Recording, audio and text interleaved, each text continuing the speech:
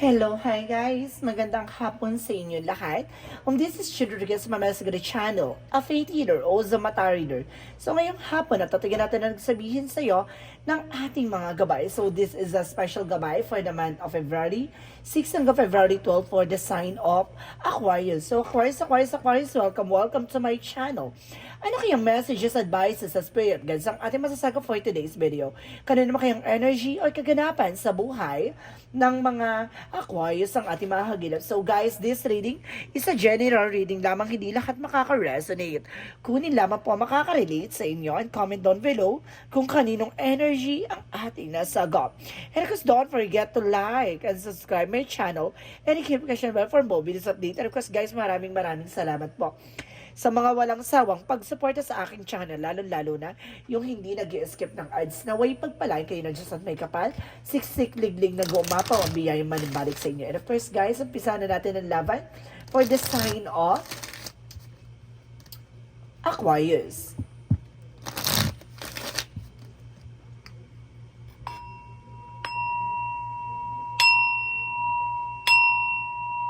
Angel Spirit Messages, give me an information po. So guys, eto na. So tingnan natin ang kaganapan sa buhay ng mga Aquarius, ang ating mahagilap. So excited ka na ba guys? So wait a minute. So yun na. Diba? Angel Spirit guys, please give me information. So there's a magician. Unang bagsak ng baraha magicians. It's all about power, magic, or something, a manifestation, no? There's an information na tingnan natin. It's a negative or positive. So let's see. Because there's, oh my God, the magician and the devil. Unang bagsak ng baraha, kulam. May kulam, may something. So let's see. Kita niyo yan. Unang bagsak ng baraha, nilalaro tayo ng eksena na to. So there's a devil. Meron ditong devil. So may it's either may kula, may sumpa, or tigal po, or may something. Oh my God. Kaakibat nito ho, yung relasyon. There's an information, no? Oh my God. Additional messages. Six of Cups. Oh my God. Oh my God, unang winiwindang ako ha. The magician, the devil, and of course, the representative may gumagawa sa'yo, and the allowance na maaring sa relasyon nyo, and the six of cups, maaring ex ng partner mo, or either a friend of yours, or either a relatives, no? Mag-ingat, may goodness. And of course, there's an Ace of Pentacles. Oh my God, ito ang pinakamagandang eksena dito kasi may lumabas na Ace of Pentacles is a big money, big opportunities, and the High Priestess. So, nagkakaroon ng unexpected moment.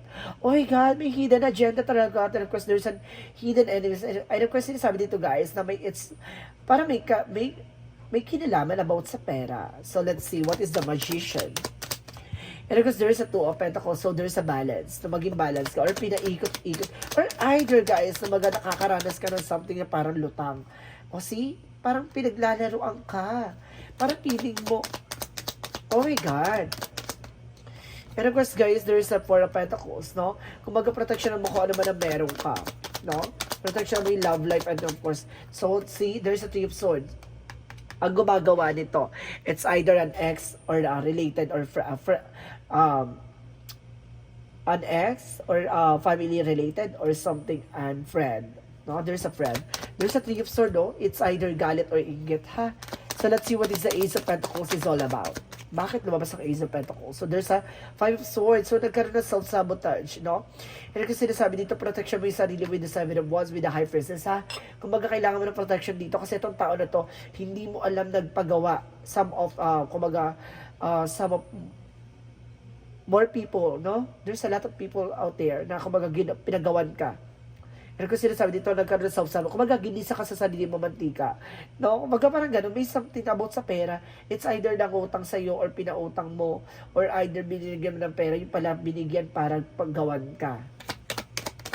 Or either, kumbaga nakakapasok sa negosyo mo, or it's either gano'n, kumbaga may hawak ng resource of income mo, or kumbaga pinagkakatiwalaan mo, gano'n. And because there's a Nine of Wands by slow and steady, no?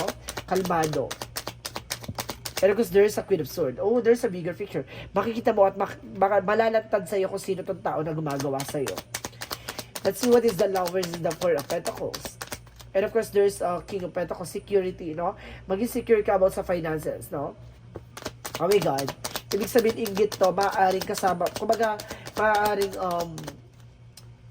pinagkakatiwalaan mo sa negosyo or sa business to, or sa trabaho, ganon. And of course, there's a Two of Wands. So, there's a choices, no? Parang sinasakal ka ng ahas sa leeg. Ibig sabihin dito, kumbaga, nasa paligid mo lang. Kumbaga, pinagkakatiwalaan mo nga. So, let's see. And of course, what is the Ace of Pentacles? And of course, the Five of Swords. So, there's a King of Swords. Oh my God, stop the pattern. So, kailangan mo putulin, no? Kailangan mo alisin tong traitor na to. At huwag ka nagbibigay ng impormasyon. Oh my God. Sinasabi mo pa sa kanya kung ano yung nararamdaman mo. And of course, there's a High Priestess, and of course, the Seven of Cups. So, there's a Four of Cups, no? There's an re-evaluate or observe, no? Mag-observe ka, no? Analyze. Kumbaga, makikilala mo at parang, excuse me, mahalata mo to. Itong tao na to, ay, kaya pala ganito. Mapagtatagpi-tagpi mo to, ha? So, let's see what is the outcome. So, there's a Three of Cups. I told you, a third party. There's a third party, friends, related sa'yo, or something, an ex na person mo. Pero there's a possible na talaga pinagkakatiwalaan. So, it's either a friend, a family related, no? And because there's a Chariot card, so there's an action. So, kailangan mo mag-take ng action dito. And because there's a the World card. So, some of you ha, baka nasa ibang bansa ka. Tapos, itong, kumbaga yun, may negosyo ka pinagkakatiwalaan, it's either sa pamilya mo, or sa kamag-anak mo, or either sa kamag-anak ng husband mo. And because parang there's a third party, maaring, di ba, nilalatik na inaano na pala yung person mo. Di ba, maaring nasa ibang bansa ka, gano'n. And because there's a Nine of Pentacles, so there's a blossoming abundance. So, huwag ka mag-alala, lalakas at lalago ang negosyo, o hanap buhay mo, maaring may mga kailangan ka lang gawin. Putulin at alisin. So, let's see. Additional messages for career. For career, there's a Strength card. Confidence, no? And of course, kailangan mong, di ba, maging matapang. And the Death card, no? Putulin, alisin, yung mga, kumbaga, nagbibigay ng, kumbaga, nakakasira ng kung ano man na meron ka. Relasyon, career, love life, and so on. And of course, finances, no? And family. So, may something dito na, oh my God, ang lalim ng pinanguhugutan, ha? Pero something na parang, kumbaga nahulog, it's either, kumbaga, baka kapatid mo, no? Or either, I think kapatid mo, tapos yung asawa mo, para may something relasyon. Ganun na. There's a death card for the, oh my God, kailangan mo na tapusin at putulin yung kaugnayan. Kasi there's a Three of Cups, so ibig sabihin, malapit sa'yo, pinagkatiwalaan mo. Oh my goodness. Oh my God. So, pagdating sa love life, so let's see. So, there's a Knight of Swords. So, ngayon nagkakaroon ka ng anxiety, stress, and of course, there's a Nine of Cups, no? Kumbaga, there's an email or messages, no?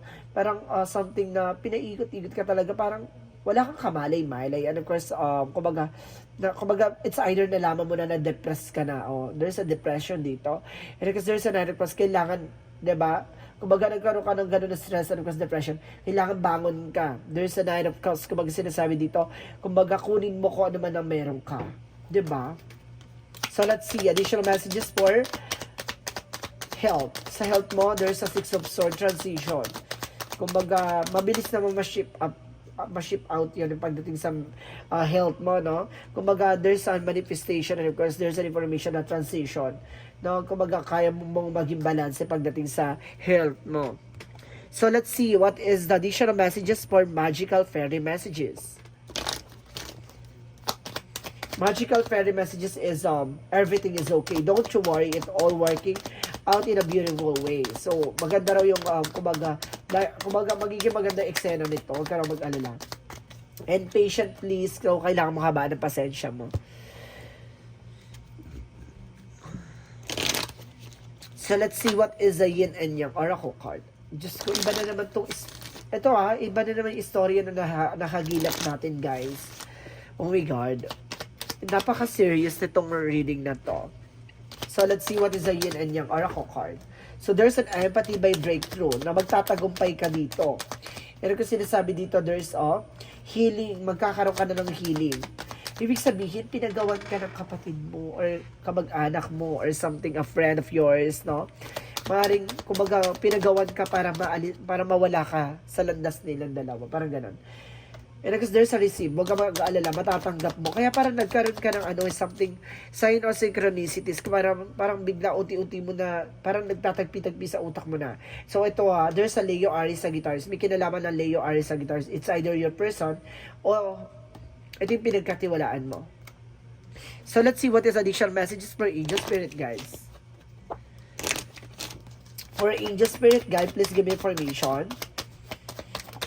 And of course, there's crystals. So there's a gemstones, no? Kumbaga makakatulong daw sa iyo ang crystals. So I think kumbaga makakatulong tong kumbaga amethyst or citrine, and of course isa pa yung yung rose quartz for relationship. And of course, there's a practice. No, more on practice ka pa. Enhance mo yung abilities mo, yung skills mo.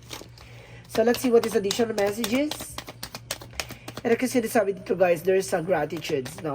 Kumbaga maging thankful ka na lang sa lahat ng mga nangyayari sa buhay mo. It's an opportunity, at least nalaman mo, nabalatan mo ng eksena kung sino yung, di ba? Yung dapat mong pagkatiwalaan. And there's a grip, no? Kumbaga may mga bagay na, di ba? Na nauunawaan mo yung mga bagay na nawawala sa buhay mo, naaalis. Kasi kumbaga opportunity ni God yan, no? Para, di ba? Alisin ang mga bagay or balakid talaga na hindi makakabuti in the near future sa'yo.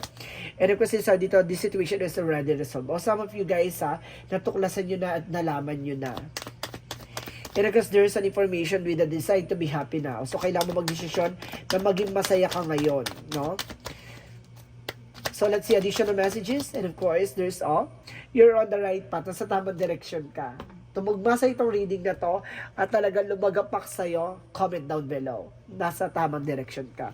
So, let's see what is the chakra messages. For the chakra messages. So, there's, sige, discovery. Marami ka madidiscover. Marami ka pang malalaman at matutuklasan. There's a bittersweet. No, maraming pait at maraming tamis ng tagumpay. There's a prayer. Magdasal ka lang. So, let's see what is the angel's answer. Sagutin ang katanungan for angel's answer. Ano kayang magiging sagot dito sa reading na ito? Angel's answer. So there's something better. Na may mas maganda pang ibig sabihin or may maganda pang kahulugan kung bakit nangyayari yan. And because there's remain positive. Na panatiliin maging positibo ka sa likod na maraming nangyayaring kaganapan sa buhay mo. And of course, sabi dito, there's a recovery. Makaka-recover ka rin. Diba? Unti-unti ka na makakabangon. So let's see what is the romance angels. And of course, healing family issues. Oh my God! Ang galing. Talaga, there's a family issue, so, my God. Oh my goodness. So, sarili mo pamilya, tinraidor ka. Parang ganon. And there's an express your love. Ipakita mo kung sino talaga yung mahal mo. O ipakita mo yung, kumbaga, you ahead and make romantic gesture. Napakita mo yung pagmamahal mo. So, let's see what is additional messages. And of course, sinasabi dito with, Dandelion, perseverance, and empowerment, no? Kumbaga, pakita mo yung lakas mo. Diba? Or something yung pagtsatsaga mo, no? Kumbaga, katangian mo. And if there's there's a right passage. So, ibig sabihin, makakapasa ka sa hamon ng buhay. And there's a support of guidance. No, sinusuportahan ka ng ating Archangel and of course, Angel Spirit Guides. Wow! So, sinusuportahan ka ng ating 7 Archangel na nandito para gabayan at tulungan ka sa anumang nararanasan mo ngayon. So, let's see additional messages. And of course, there's detoxification, paglilinis. So, kailangan mo linisin yung nasa hanay mo. Linisin mo yung diba, yung nagsisilbing dumi sa buhay mo. And of course, there's you're not for everyone. So, there's a weirdness. No? May mga bagay na kaya pala parang bugnot na yung tingin mo sa kanya or something yung pala, mayroon palang ibig sabihin yun. Diba? Pala, naiinis ka na sa mga action or something kasi pala mayroon ng something na nangyayari behind your back. And there, of course, there's a call, so there's a soul gift and training. It's time to step up. No? Kailangan mo nang bumangon, kailangan mo nang umpisahan bumangon. No? There's a soul gift. No? Maaring, kumbaga, kaya mo nararanasan at nararamdaman yan kasi kumbaga, binibigyan ka ng kakayanan ng ating Panginoon para matuklasan yung mga bagay na taong gumagawa behind your back. No? Parang nakakasense ako dito na maaaring makapag-reading. Maaaring kaya mo rin makapag-tarot reading, no? Magkaroon ka ng kakayanan. And because there's an energy for, I told you. So, there's a deceit. May mangkukulap talaga. No, maaaring baka family mo to. There's a family related na may gumagawa sa inyo or nagpagawa, no? Oh my God. Additional messages. So, there's a door to the spirit. Kaya pala binibigyan ka ng, binubuksan ng pintuan para sa iyo about sa spirituality. Kasi, kumbaga, tinatraidor ka na sarili mong family. Ano kasi sinasabi dito, guys, na parang, di ba? Kumbaga, binibigyan ka ng kakayanan kasi parang may gustong gawin sa iyo na hindi maganda. Na kailangan mo proteksyonan yung sarili mo. Oh my God, ang lalim na pinanggagalingan. And because Mythology 4, it's, oh my God, it's time to take action. Kailangan mo magkaroon ng healing session, ha? Guys, magpagamot ka. Kasi kailangan mo to. And of course, this, oh my God, it's time to release negativity. Kailangan mo talaga maalis yung negativity. And of course, emotional running high. So, magiging emotional ka dito. Kasi hindi ka makakapaniwala na hindi mo lubos maisip na itong tao na to, kapatid or something na kamag-anak mo or something like that, related sa'yo, no? Na kumbaga hindi mo akalain na kayang gawin sa'yo. Oh my God. Jesus loving quotes. Give me information. Sinasabi ni Jesus dito, well done and do good and faithful servant. So, ibig sabihin, tinatapos na ng ating Panginoon. Basta, makakabaga mo ng palatayan, magtiwala ka lang sa Kanya. Parang yun yung sinasabi sa akin dito. Diba? Ganyan yung sinasabi niya. Parang, basta, kumbaga, ano man ang nangyayari behind your back, huwag ka mawala ng pag-asa, magtiwala ka sa Panginoon. And the angels number represent, I am protected. So, pinoprotektahan ka ng ating angel spirit. Trust your journey, trust the way your life unfolds, and trust that you are where you need to be present at present moment. So, ibig sabihin dito, nangyari yan sa'yo dahil may ibig sabihin. Nangyayari yan sa'yo dahil ilalagay ka ni God sa may maganda pang kalalagyan mo. No?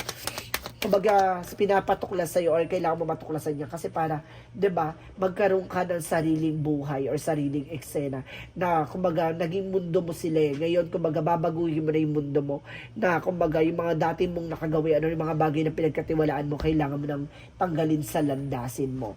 A door to the infinite. At my heart center, there is a door that leads to the infinite today. I visit my heart center and open the door. As I enter experience and the deep sense of serenity, I understand that I am eternal, that I am indestructible. From here, I can see beyond my life challenges to the higher level of my existence.